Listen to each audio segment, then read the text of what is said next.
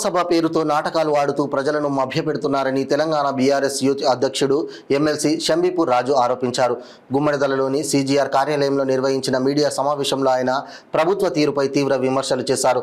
ఈ సందర్భంగా ఆయన మాట్లాడుతూ అధికారంలోకి వచ్చి సంవత్సర కాలం గడుస్తున్నా నేటి వరకు కాంగ్రెస్ ప్రభుత్వం ఎన్నికల సమయంలో ఇచ్చిన హామీలను అమలు చేయకపోవడం సిగ్గుచేటని అన్నారు.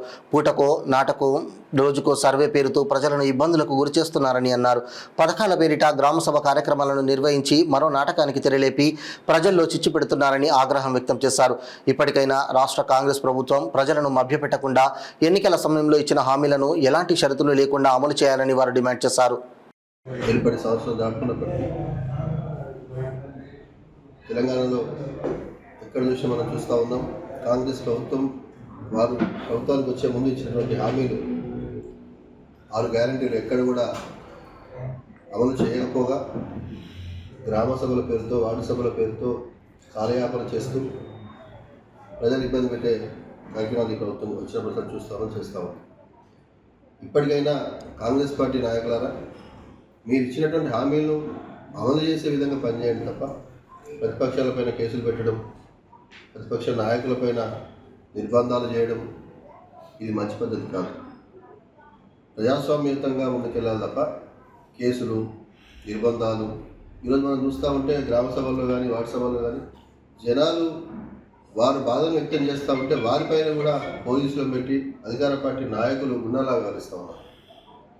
ప్రజలు, మహిళలు వచ్చి సంవత్సరం దాటుతూ ఉంది, మీరు ఇస్తున్న పెన్షన్ ఏది, మీరు ఇస్తున్న బంగారం ఏది, మీరు ఇచ్చిన హామీలు ఏవి అంటే వారిని కూడా పోలీసులతో ఇబ్బంది పెడతా ఉన్నారు. ఇది మంచి పద్ధతి కాదని చెప్పి తెలియజేస్తూ, కొత్తగా ఈ నాటకం మంచిది కాదు. ప్రభుత్వం వచ్చిన తర్వాత ప్రతి గ్రామంలో, ప్రతి బస్తీలో వారి దగ్గర నుంచి సమాచారం తీసుకున్నది ప్రభుత్వం. ఎంతమందికి రేషన్ కార్డులు ఉన్నాయి, ఎంతమందికి లేవు, ఎంతమంది అర్హులు ఉన్నారు అనే విషయాలు తీసుకొని మళ్ళీ కొత్త నాటకాలతో మళ్ళీ ఇప్పుడు గ్రామ సభలు పెడతా ఉన్నారు. వారి దగ్గర ఆల్రెడీ ఇప్పటికే సమాచారం ఉన్నది మొత్తం.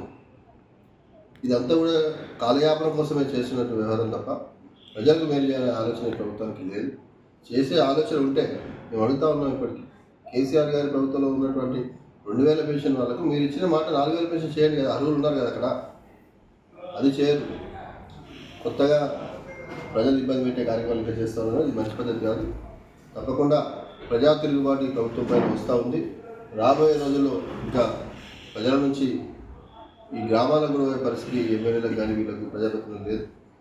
నేను చూసాను ఇక్కడ మహబూబ్నగర్లో ఒక ఎమ్మెల్యే మాట్లాడి చెప్తా ఉన్నాడు, చెప్పిన వాళ్ళకే పెన్షన్లు ఇస్తాం, చెప్పిన వాళ్ళకే రేషన్ కార్డు ఇస్తాం అని చెప్తా ఉన్నాడు. ముఖ్యమంత్రి గారు, నీ జిల్లాలో ఈ విధంగా జరుగుతూ ఉంటే ఏం సమాధానం చెప్తావో చెప్పాల్సిందిగా నేను డిమాండ్ చేస్తాను. బీఆర్ఎస్ పార్టీగా మేము అడుగుతూ ఉన్నాం. ఈరోజు అధికార పార్టీ నాయకులే చెప్తేనే ఇస్తామని మాట్లాడుతూ ఉన్నారు కదా, ఇది ఎంతవరకు కరెక్టు? ప్రజలుగా చూడాలి, అర్హులుగా చూడాలి తప్ప అధికార పార్టీ సిఫార్సుతోనే ఇస్తామంటే ఖచ్చితంగా దీన్ని మేమేం అర్థం చేసుకోవాల్సి వస్తుందంటే దీని వెనకాల ఏదో దోపిడీ జరుగుతూ ఉంది, కుట్ర జరుగుతూ ఉంది, ప్రజల నుంచి ఏదో వీళ్ళు తీసుకుంటానికి ఆశిస్తూ ఉన్నారని చెప్పేసి. కాబట్టి ఇట్లాంటి విషయం కరెక్ట్ కాదు. కలెక్టర్ గారు కానీ లేదా చీఫ్ సెక్రటరీ గారు దీని విషయంలో పరిగణలోకి తీసుకొని మరి అక్కడ ఏ పార్టీ నాయకులు ఏ విధంగా చేస్తున్నారో విచారణ చేయాలని చెప్పేసి నేను డిమాండ్ చేస్తాను.